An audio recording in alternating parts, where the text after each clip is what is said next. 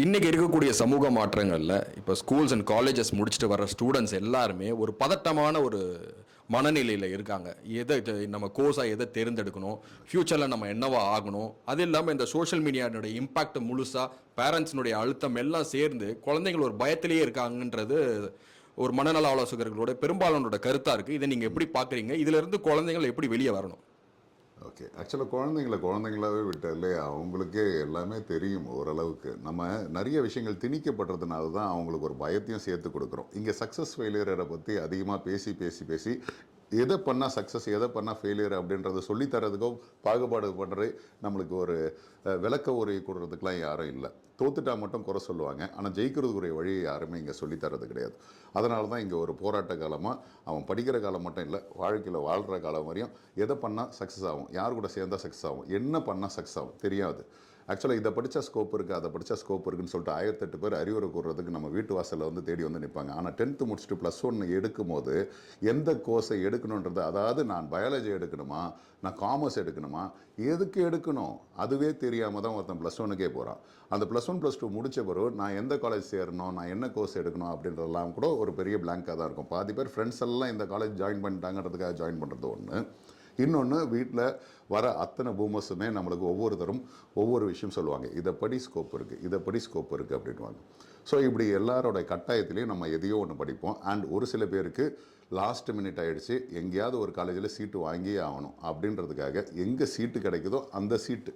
ஏன்னா இப்போ காலேஜில் போய் நீங்கள் சீட்டு கேட்டிங்கனாலே 3 எழுதி கொடுங்க, 5 எழுதி கொடுங்க அப்படின்னு சொல்கிறாங்க. அப்போது ஒருத்தன் பிபிஏ எழுதுகிறான், ஒருத்தன் பிஏ எழுதுகிறான், எல்லாத்தையும் லைனாக ஒரு 5 எழுதுகிறான். எது கிடைக்குதோ போதும், ஆக மொத்தம் காலேஜில் சீட்டு கிடச்சா போதும் அப்படின்னு தான் படிக்கிறாங்களே தவிர இதை தான் படிக்கணும் அப்படின்றதுக்கெல்லாம் யாரும் கிடையாது.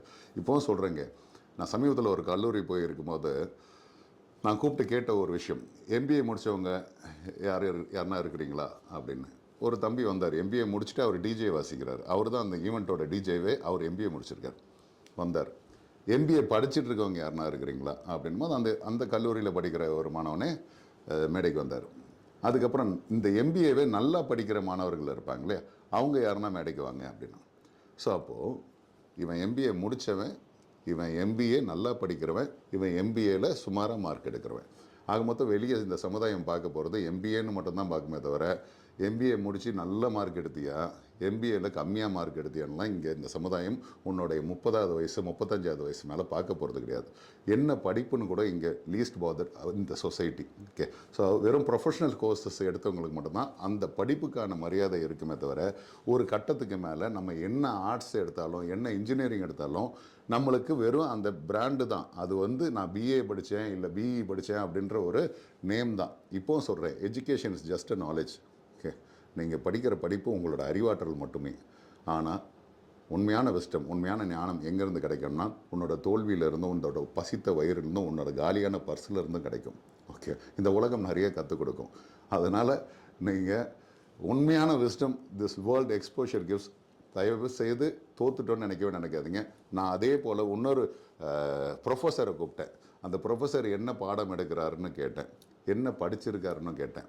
அந்த ப்ரொஃபஸர் சொன்னார், நான் பிஇ சிவில் படிச்சிருக்கேன் அப்படின்னாரு. அப்போனா நீங்கள் எம்பிஏல ஃபெயில் தானே அப்படின்னு. ஏன்னா அவர் எம்பிஏன்ற ஒரு விஷயத்தை படிக்கலல்ல, அவர் படித்தது அது மட்டும் தானே. ஸோ அப்போது படிக்காத விஷயங்கள் நிறையா இருக்குன்னா அந்த படிக்காத விஷயங்கள் எல்லாத்துலேயும் நீ ஃபெயில் தானே. ஸோ அப்போ நம்ம எடுத்த கோர்ஸில் மட்டும்தானே நம்ம fail ஆகியிருக்கோம்.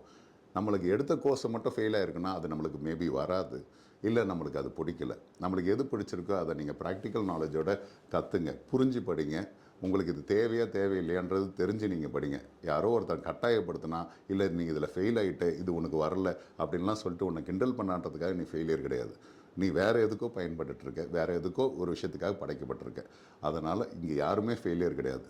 If you think that நீ ஒரு லூசர் அப்படின்னு நீ நினச்சனா, you are been successful in some other field, you are going to be successful in some other field. இதில் தான் நீ லூசர். நான் எப்போவுமே அதுதான் தெரியுமே. இப்போ ஒருத்தனுக்கு எல்லாமே தெரிஞ்சிருக்கணும்னு அவசியம் கிடையாது. இப்போ சச்சின் டெண்டுல்கருக்கு ஃபுட்பால் தெரியாது, அதுக்காக அவர் நல்ல பிளேயர் கிடையாதுன்னு சொல்ல முடியாதா? கிரிக்கெட்டில் நல்லா விளையாடுவார், அவருக்கு ஃபுட்பால் தான் தெரியாது. ஸோ அந்த மாதிரி தான் நீங்கள் இந்த ஒரு சமுதாயத்துக்கு, இந்த ஒரு இளைய சமுதாயத்துக்கு நான் சொல்லிக்கிற ஒரே ஒரு விஷயம், உனக்கு இது வரல, வேறு ஏதோ வரப்போகுது. வேறு ஏதோ இருக்குது. உன்னோட திறமை என்னவோ அதில் தான் நீ வளருவே தவிர உன்னோட படிப்பு ஒரு கட்டத்துக்கு மேலே உன்னோட இன்விடேஷன், உன்னோட மேரேஜ் இன்விடேஷனில் பின்னாடி போகிறதுக்கு தான் முக்கால்வாசி பேருக்கு பயன்பட்டுருக்கு. அதுக்காக யாரும் படிக்காதீங்கன்னு சொல்ல வரல, படிங்க. ஆனால் படிப்பை விட அதிகப்படியாக உங்களோட திறமை தான் உங்களை வளர்க்கும். ஏன்னா இன்றைக்கி வருத்தமான விஷயம் என்ன அப்படின்னா, சந்தோஷமான விஷயமும் கூட, எல்லா கல்லூரிகள்லேயும் சிறப்பு விருந்தினர்கள்லாம் ஒவ்வொருத்தரையாக கூப்பிடுறாங்க. அந்த ஒவ்வொருத்தரும் யார் அப்படின்னு வந்து பார்த்தோன்னா, நிறைய படித்த ஒரு ஐஏஎஸ் ஆஃபீஸரை எங்கேயும் கூப்பிடல, நிறைய பேசுகிற நல்ல ஒரு பேச்சாளர்களை எங்கேயும் கூப்பிடல, நிறைய சிந்தனையாளர்கள் நல்ல எழுத்தாளர்கள்லாம் எங்கேயும் கெஸ்ட்டாக கூப்பிடல.